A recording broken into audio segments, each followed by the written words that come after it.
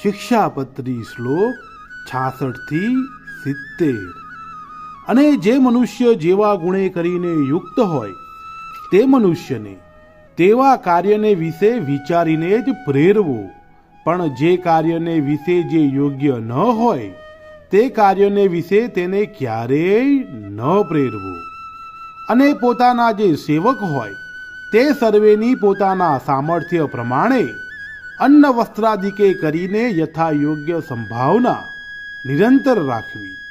અને જે પુરુષ જેવા ગુણવાળો હોય તે પુરુષને તેવા વચને કરીને દેશકાળાનુસારે યથા યોગ્ય બોલાવવો, પણ એથી બીજી રીતે ન બોલાવવો।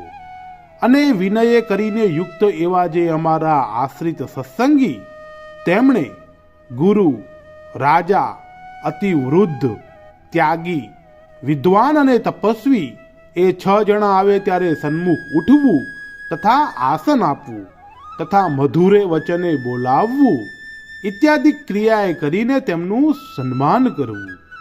અને ગુરુ, દેવ ને રાજા એમની સમીપે તથા સભાના વિશે પગ ઉપર પગ ચડાવીને ન બેસવું તથા વસ્ત્રે કરીને ઢીંચણને બાંધીને ન બેસવું।